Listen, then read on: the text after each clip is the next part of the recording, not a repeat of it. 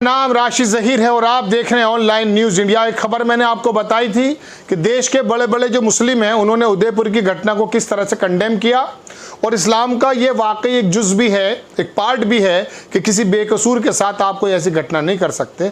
अब इसके बारे में एक बहुत बड़ी बात मैं आपको बताने जा रहा हूँ। जमीयतुल उलमा उसने कंडेम किया है और बताया कि बहुत बड़ा जुल्म है, ऐसा नहीं होना चाहिए। आपको मैं दिखाता हूँ, मोहम्मद असगर उन्होंने ट्वीट किया और जमीयतुल उलमा का वो लेटर भी पढ़ के मैं सुनाऊंगा आपको। जमीयतुल उलमा हिंद ने उदयपुर घटना की निंदा की, बाकी को भी करना चाहिए, इस्लाम जालिम के साथ नहीं। कौन बात कह रहे हैं ये? मौलाना हकीमुद्दीन कासमी ने कहा कि जिसने भी इस घटना को अंजाम दिया उसे किसी भी तरह से जायज़ नहीं ठहराया जा सकता। ये देश के कानून और हमारे धर्म के खिलाफ है। ऐसे फतवे जारी होने चाहिए।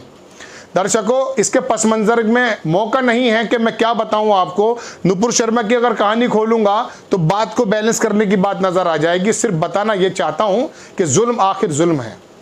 कुरान, संविधान ये मुसलमान मानते हैं और मानना चाहिए। और जमीयतुल उलमा एक 100 साल पुरानी जमीयत, देश की सबसे बड़ी मुसलमानों की एक पार्टी जो कि इस्लामिक भी बात करती है और सियासी भी बात में दखलंदाजी करती है। और पूरे हिंदुस्तान के बड़े बड़े आलिम, चाहे वो देवबंद हो, चाहे वो नदवा हो, तमाम लोग, सियासी लोग भी इसके रुकन हैं और इसके अंदर शामिल हैं, इसके मेंबर्स हैं। उन्होंने, उस जमात ने कहा है कि ये जुल्म है। अब मैं आपको उर्दू में पढ़कर सुनाना चाहता हूँ। दर्शकों, जमीयतुल उलमा हिंद उसका ये लेटर पैड है, आप देखेंगे इसमें लिखा कि उदयपुर का वाक़या इंतहाई अफसोसनाक और काबिल मजम्मत, उर्दू में है, आप सुनते रहिए। मैं जानता हूँ, मैं पढ़ के बता रहा हूँ आपको। नई दिल्ली 28 जून 2022, जमीयतुल उलमा हिंद के जनरल सेक्रेटरी मौलाना हकीमुद्दीन कासमी उसको कहा जाता जो कि देवबंद से पढ़ा हुआ हो, उसको कासमी कहा जाता है।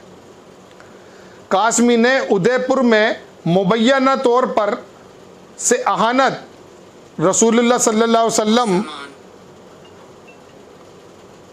हुजूर पाक की बात कर रहे हैं, के तनाजिर में कत्ल के हुए वाक़े को बहुत ही अफसोसनाक और हर तरह से लायक मजम्मत बताया है, मजम्मत के लायक बताया है जो नबी के नाम पे कत्ल किया गया है। उन्होंने कहा कि इस वाक़े को जिसने भी अंजाम दिया उसको किसी भी तरीक़े से दुरुस्त नहीं ठहराया जा सकता। ये मुल्क के कानून और हमारे मज़हब के ख़िलाफ़ है। हमारे मुल्क में कानून का निज़ाम है, किसी शख्स को ज़ाती तौर से कानून को हाथ में लेने की हरगिज़ इख्तियार नहीं। ये कौन कह रहा है? जमीयतुल उलमा के जनरल सेक्रेटरी मौलाना हकीमुद्दीन कासमी ने इस मौके पर मुल्क के तमाम शहरियों से अपील की कि वो अपने जज्बात को काबू में रखें और मुल्क के अंदर अमन व अमान कायम रखने और अपना किरदार अदा करें। इस पर लिखा, इसको नीचे दस्तखत है नियाज़ अहमद फ़ारूकी, सेक्रेटरी जमीयतुल उलमा हिंद। ये रोल है जमीयतुल उलमा का। मैं सिर्फ इसके बारे में मैंने पिछली खबर भी बताई थी दर्शकों, वो भी मैं आपको नहीं बताना चाहता कि वो ऐसा कर रहे हैं तो ये ऐसा कर रहे हैं, वो ऐसा कर रहे हैं। देखिए, देश के हित में वो तंजीमें, वो पार्टीज़ बेहतर हैं जो एक यकजहती यानी कि आपस में मोहब्बत का पैगाम देती हैं। जो पार्टी और जो तंजीमें और जो संस्थाएँ, दर्शकों याद रखना, अगर वर्गों के अंदर बिखराव पैदा करने की बात करती है, वो इस देश के संविधान को तार तार करने की कोशिश करती है। जमीयतुल उलमा अब से पहले, इसका 100 बरस का रिकॉर्ड है, इसका कोई मौलाना, इसका कोई कार्यकर्ता, इसका कोई आदमी, मैं चैलेंज के साथ बता रहा हूँ, उन्होंने ऐसे शब्द नहीं कहे जो संविधान के खिलाफ हों। और जो संस्थाएं संविधान के खिलाफ जाकर बोलती हैं या धर्म संसद लगा करके कुछ उल्टी सीधे बात करती हैं, इस समय मौका बिल्कुल नहीं है। मैंने पिछले एपिसोड में भी कोई ऐसी बात नहीं कही है, इसमें भी नहीं कहना चाहता। मैं सिर्फ ये बताना चाहता हूँ कि देश के मुस्लिमों ने, चाहे असदुद्दीन ओवैसी हो, चाहे उसके अंदर इरफान पठान हो, आरजे साइमा हो या दूसरे बुद्धिजीवी जितने लोग हो सकते हैं, सब लोगों ने ट्वीट करके कहा कि ये जुल्म है, एक इंसान को मार देना पूरी इंसानियत को मार देना है। मैं ये भी नहीं गिनाऊंगा दर्शकों इस समय कि कौन कौन लोग मुस्लिम पक्ष से मारे गए हैं। बस इतना इशारा ज़रूर करना चाहता हूँ कि पवन खेड़ा कांग्रेस आई का बंदे जो प्रवक्ता, उन्होंने क्या कहा? उन्होंने कहा कि ये देश के अंदर जो नफरत की खेती बोई जा रही थी वो लहलहाने लगी है। अब यहाँ पर ये रिजल्ट निकलने लगे, लेकिन ये रिजल्ट इतने विभत्स होंगे, इतने खतरनाक होंगे कि कोई बेकसूर आदमी अपनी दुकान पर काम कर रहा होगा और आप उसकी गर्दन काट देंगे। उसके बेटे ने, 8 साल के बेटे ने, यदि नुपुर शर्मा का कोई जो है स्टेटस पे कुछ लगा दिया था, तो आप इतना जुल्म करेंगे? आप प्रधानमंत्री की गर्दन काटने की बात करेंगे? ये बताइए आप मुझे कि देश में संविधान है और इस्लाम ये कहता है कि जिस देश में आप रहते हैं उसके संविधान के मुताबिक आपको चलना चाहिए। वो देर से मिल रहा है कानून या जल्दी मिल रहा है, ये अलग मैटर है। इसके लिए भी लड़ाइयाँ लड़ रहे हैं वो लोग। और ये 2 बंदे जो तमाम उम्मत मुस्लिमों को बदनाम करने के लिए आए हैं, अगर ये कानूनी लड़ाई लड़ते और पुलिस में जाके अपनी बात को रखते, यदि इन्हें कोई बात भी बुरी लगी थी। जुबैर ने 2018 में कोई ट्वीट किया था, एक हनुमान भक्त को तकलीफ हुई, पुलिस हरकत में आ गई। इसमें कोई दो राय नहीं कि बहुत से लोगों के बारे में पुलिस हरकत में नहीं आ रही है, लेकिन संविधान फिर भी ख़त्म नहीं होता ना, दरवाजे फिर भी ख़त्म नहीं होते ना। आप एक बात बताइए दर्शकों, हिंदुस्तान के अंदर 100-150 साल में सबसे बड़ी तहरीक का नाम क्या है? वो है जंग अजीम। भारत की जो अंदर जो लड़ाई लड़ी गई आज़ादी की, उसको मैं जंग अजीम बोल सकता हूँ, मैं वर्ल्ड वार को नहीं बोलूँगा। होंगी वो अपने टाइम की होंगी, लेकिन इस 100 वर्षों के अंदर, 75 वर्षों के अंदर जो लड़ाई लड़ी गई है गांधी जी के माध्यम से, वहाँ आरएसएस का क्या रोल था इसको तो छोड़ दीजिए, मैं हमेशा कहता आया हूँ।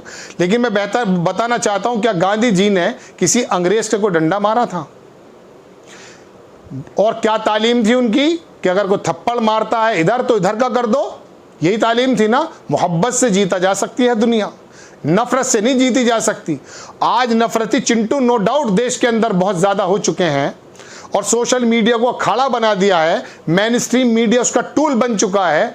लेकिन एक बात बता दूं, इंसान में और जानवर में फ़र्क क्या होता है? अगर कोई जानवर बन जाएगा तो क्या आप भी जानवर बन जाएंगे? आपके नबी, दुनिया के नबी के खिलाफ अगर कोई बात की गई है, उसके खिलाफ रिपोर्ट्स हैं, थानों के अंदर हैं, आप बिल्कुल संविधान के मुताबिक सड़क पर आके अपनी बात को कहिए। आपकी बात नहीं मानी जा रही है, ढीलम ढाली का रवैया है, ये हम बात करते आ रहे हैं एक ज़माने से, लेकिन इसका मतलब ये नहीं है कि आप किसी की गर्दन काट देंगे। आप संविधान के मुताबिक जो उसकी सही सज़ा बनती है उसको सज़ा दिलाएं। और फिर सुनिए आप मेरी बात, आपको अजीब लग रही होगी ये बात। देखिए बात क्या है, बात तो सही कहनी पड़ेगी, बिके हुए एंकर की तरह तो बात नहीं हो सकती। पूरी दुनिया के अंदर इसमें कोई दो राय नहीं है कि मुस्लिमों के नज़दीक सबसे ज़्यादा जो अल्लाह के बाद सबसे ज़्यादा जो इम्पॉर्टेंट पर्सनैलिटी है वो हुजूर पाक की है। उनके बारे में जब कोई ऐसी बात करता तो ये बताइए इस्लाम ही क्या बताता है? हुजूर पाक के साथ में भी कितनी कितनी मुसीबतें आई हैं, तो क्या उन्होंने क्या काम किया? पलट कर कोई जवाब दिया है? उन्होंने तो हमेशा नफ़रत को प्यार से ख़त्म किया है। मैं कहता हूँ मद्दे मुकाबिल बहुत लोग हैं, इसमें भी कोई दो राय नहीं कि आप पर अगर हमला होता है तो आपको भी दिफा करने का हक है। लेकिन एक बात सुन लीजिए कि हुजूर पाक की तालीम हो, कुरान की तालीम हो या संविधान की तालीम हो, वो किसी इंसान का कत्ल नहीं बताती बेकसूर का। तो ये जुल्म हुआ है और जमीयतुल उलमा ने आगे आया है। और मैं देश के एक संगठन को भी बताना चाहता हूँ, वो भी 100 बरस का होने वाला है, मैं नाम नहीं लूँगा, लेकिन बता दें कभी कमलेश तिवारी हो, पहलू खान हो, तबरेज़ अंसारी हो, क्या उसका प्रवक्ता कोई आकर के टीवी पे 2 शब्द बोला है? यहाँ तो जमीयतुल उलमा बोली है और बोलना चाहिए था, किसी पे कोई एहसान नहीं है। इंसानियत के खिलाफ जब जुल्म होगा तो उसके लिए सबसे पहले वही बोलेगा जिसके सीने में ईमान हो। आपको खबर कैसी लगी अपनी राय कमेंट्स बॉक्स में ज़रूर दीजिए। चैनल को सब्सक्राइब कीजिए, शेयर कीजिए। नेक्स्ट टाइम मैं किसी खबर के साथ आता हूँ। जय हिंद। इस खबर को अभी लाइक करें, शेयर करें, अभी चैनल को सब्सक्राइब करें और घंटी जरूर